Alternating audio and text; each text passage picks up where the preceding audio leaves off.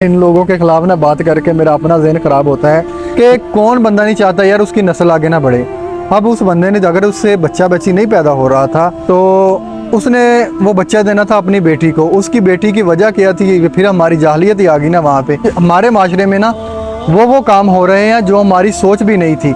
इस तरह के वाक़यात हो रहे हैं जिन वाक़यात का कभी सोचा भी नहीं था।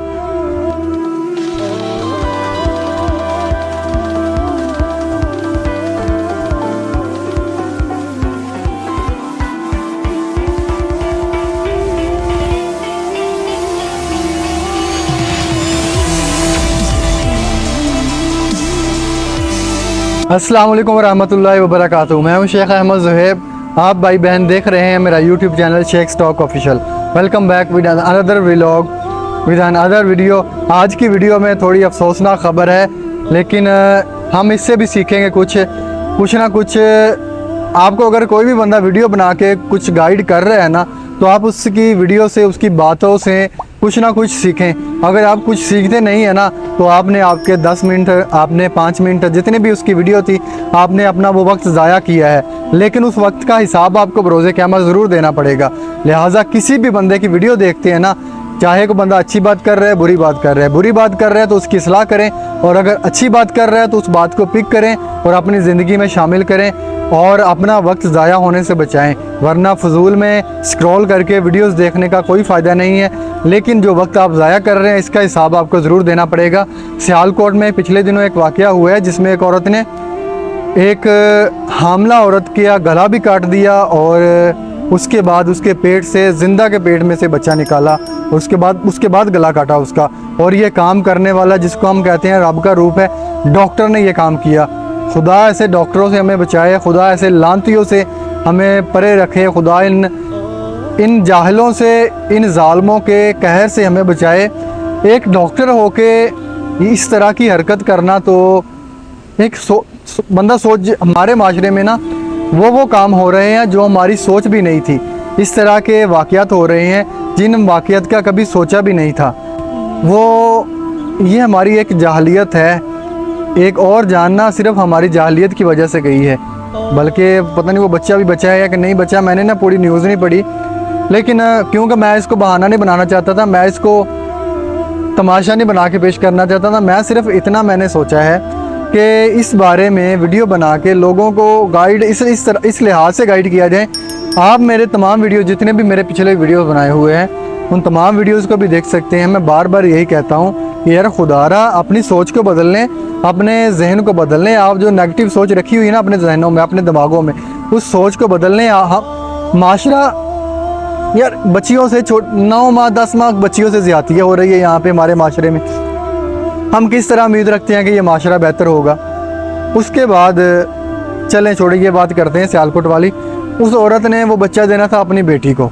जिस औरत ने, वो बड़ी उम्र की औरत देख रहे हैं ना जो वीडियो में, तो उसने वो बच्चा देना था अपनी बेटी को। उसकी बेटी की वजह क्या थी? फिर हमारी जाहलियत ही आ गई ना वहाँ पे। उसका खामद कर रहा था दूसरी शादी। वो उस औरत की बेटी के यहाँ बच्चा बच्ची नहीं पैदा हो रहा था। अब इसमें इंसान का क्या किरदार है यार? अल्लाह ताला ने अता करना है, अल्लाह ताला लाद अता करता है। इसमें इंसान, तुम लोग अल्लाह ताला के साथ शिरक करोगे, अल्लाह ताला के साथ मुकाबले करोगे, तो फिर अगर नहीं बाज आना तो करो, अल्लाह ताला के साथ मुकाबले करो, अल्लाह ताला से जंग करो, और फिर जीत के तो तुम्हें मुँह की ना खानी पड़ी ना, तो फिर आप लोग कहना लोग बाज नहीं आते इन हरकतों से, लोग जाहलियत से बाज नहीं आते। हालांकि इतने वाक़यात होते हैं फिर भी कोई बंदा नहीं सीखता, फिर भी दोबारा गलतियाँ करते हैं। तो उस औरत ने वो बच्चा अपनी ना बेटी को देना था। उसकी बेटी के यहाँ बच्चा पैदा नहीं हो रहा था। वो बच्चे बांझपन कहते हैं, पता नहीं वो बच्ची इस तरह थी। तो उसने अपनी बेटी को बच्चा देना था, क्योंकि वो कह रही थी कि मैंने अपनी बच्ची का घर बचाना था। उसका खामन दूसरी शादी कर रहा था। वो खुदा की बंदी, तुम्हें किसी बंदे ने नहीं यह समझाया कि इस्लाम ने 4 शादियों की इजाज़त दी है। अगर वो खामन दूसरी शादी कर रहा है, अगर वो आपकी बेटी के, अगर वो पहली बीवी के हकूक़ अदा कर सकता है, अगर वो बेहतर तरीके से उसको रख सकता है, तो दूसरी शादी करने दो। इसमें हर्ज क्या है? कौन नहीं चाहता? ये अभी एक साइड में बयान कर रहा हूँ, अभी से कमेंट लिखना ना शुरू कर दें। पहले मुकम्मल वीडियो देखें, उसके बाद बात करें जो भी करनी है। कि कौन बंदा नहीं चाहता यार उसकी नस्ल आगे ना बढ़े।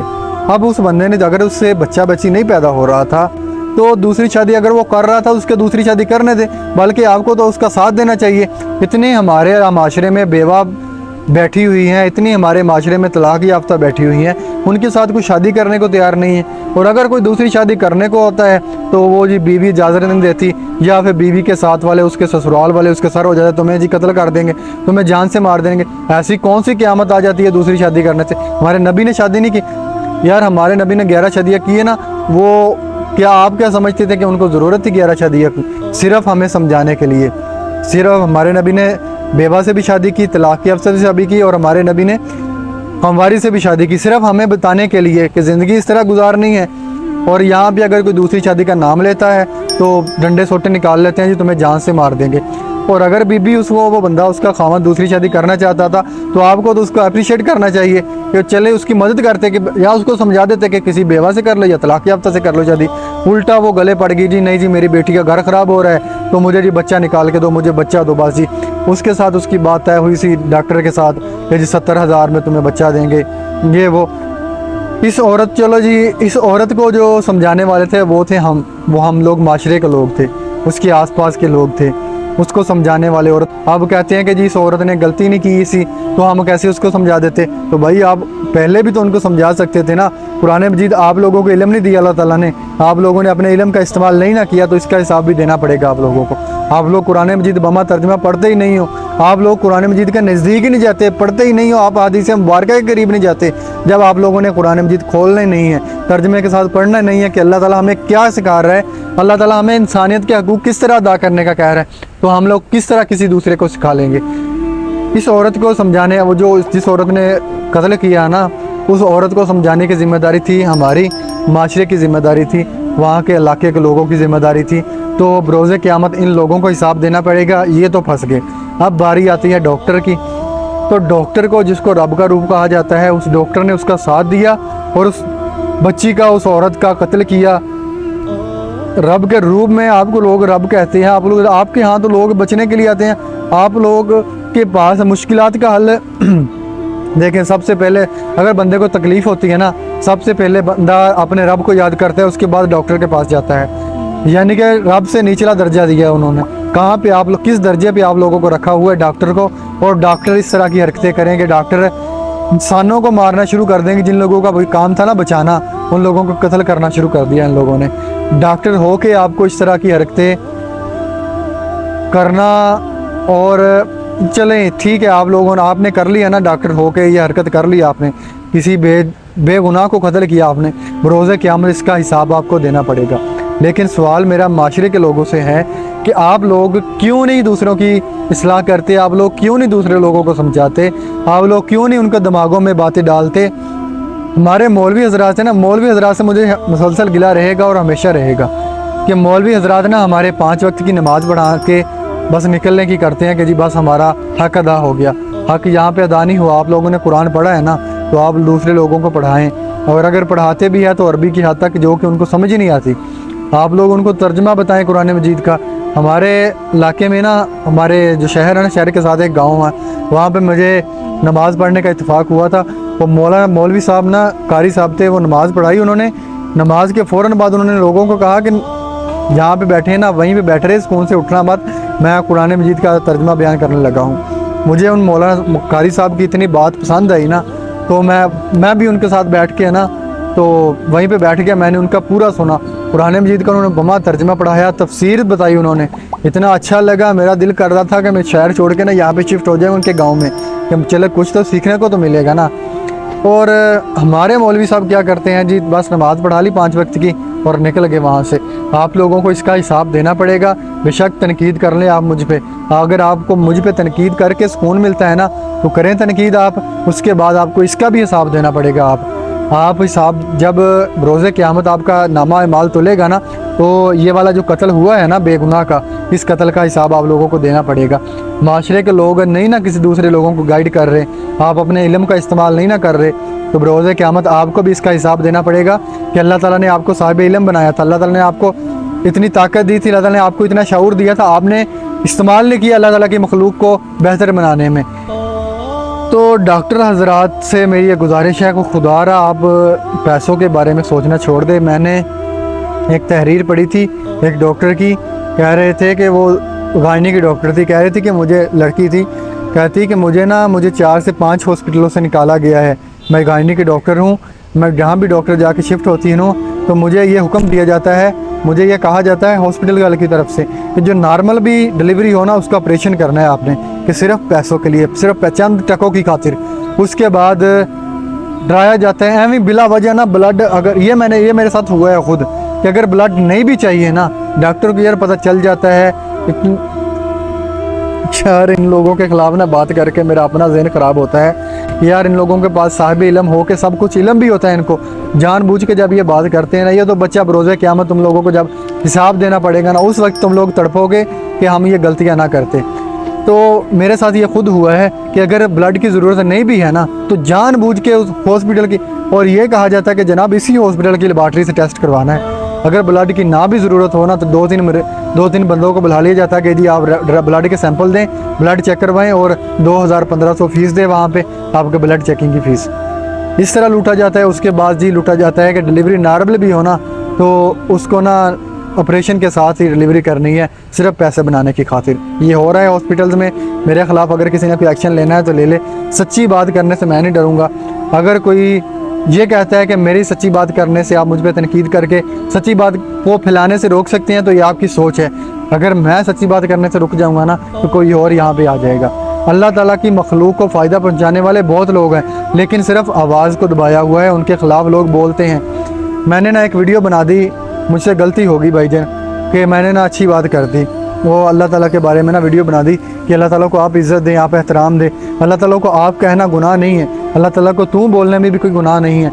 लेकिन मैंने एक बात की थी कि यार दिल से चले ना, एक हमने दिल से ही बयान करना है ना कि अल्लाह ताला एक है, हम दिल से मानते हैं ना। अल्लाह ताला को ना दिलों की नीयत से गर्ज है। जब हमारे दिल में ये नीयत है कि अल्लाह ताला एक है, वाहिद अल्लाह ताला अदा करने वाला है, तो मैंने कहा था, ये वीडियो में कहा था कि आप अल्लाह ताला को आप कहा करें। चलें ठीक है जी, मेरे से गलती होगी, मैं उसकी माफ़ी चाहता हूँ। तो उसके बाद जी कि अल्लाह ताला को तू ना कहें, मैंने ये कहा था कि अल्लाह ताला को आप कहा करें। इसमें थोड़ी इज़्ज़त आ जाती है, एहतराम आ जाता है। तो फिर जी लोग शुरू हो गए जी मुझे कमेंट्स करने कि जी जब आप कहते हैं तो आप तो जमा को कहते हैं, लोगों को बुलाने के लिए कहते हैं, तो और ये जमा में आ जाते हैं बहुत सारे, तो आप नहीं कह सकते अल्लाह ताला को। और यार मुझे पता है कि आप नहीं कह सकते, आप जमा को बुलाने के लिए कह सकते हैं, आप जमा को बुलाने के लिए कहते हैं। आप, मुझे भी पता है कि आप नहीं कहना चाहिए अल्लाह ताला को, लेकिन इसमें कहने में गुनाह भी नहीं है। ये तो दिल की नीयत है ना हमारी कि अल्लाह ताला वाहिद है। जब हमने यकीन कर लिया कि अल्लाह ताला वाहिद है तो आप जिसमें बाद में कहने में हर्ज किया है कि अल्लाह आप मुझे कोई चीज़ अता कर दे, अल्लाह आप मेरी नमाज कबूल कर ले, इसमें कहने में हर्ज किया है। तो मैंने जी ये वीडियो बना दी तो मेरी माड़ी किस्मत, लोग मेरे जी सर हो गए, ये आपने गलत कहा है, ये कम इल्म वाले हैं, इस तरह के कम इल्म वाले बहुत सारे होंगे। आखिरकार मुझे जी वो वीडियो डिलीट करनी पड़ेगी।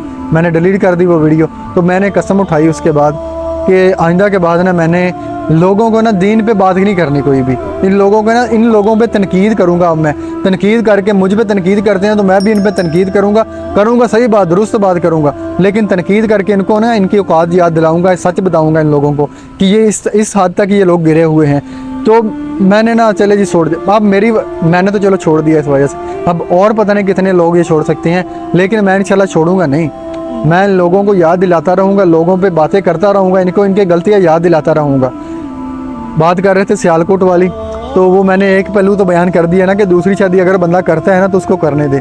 अब दूसरे मर्द की तरफ आ जाए कि मर्द शादी करना चाहता है दूसरी, तो भाई अल्लाह के बंदे, खुदा के लिए तुम लोग संभल जाओ, इसका हिसाब तुम लोगों को देना पड़ेगा। बार बार कह रहा हूँ ये मर्द के लिए। अब मैं आगे से आगे ना मर्द के लिए वीडियो शुरू कर रहा हूँ कि जनाब आप जो दूसरी शादी पे पैसा खर्च कर रहे हैं, ये अब तो जदीद दौर आ गया है कि ये बच्चा बच्ची वाला तो सीन ही नहीं रहा, बच्चा बच्ची ना होने वाला तो काम ही ख़त्म हो गया ना। अब तो जदीद दौर आ गया है, जदीद इलाज आ गए हैं। जितने पैसे आप दूसरी शादी पे लगा रहे हैं वही आप अपनी बीवी पे लगा के या आप अपने आप पे लगा के, अगर आप में बीमारी है या बीवी में बीमारी है या आप दोनों में कोई मसला है तो आप वही दूसरी शादी वाले पैसे लगा के आप अपना इलाज करवाएं। अल्लाह ताला आपको साहिब इलाज करेगा।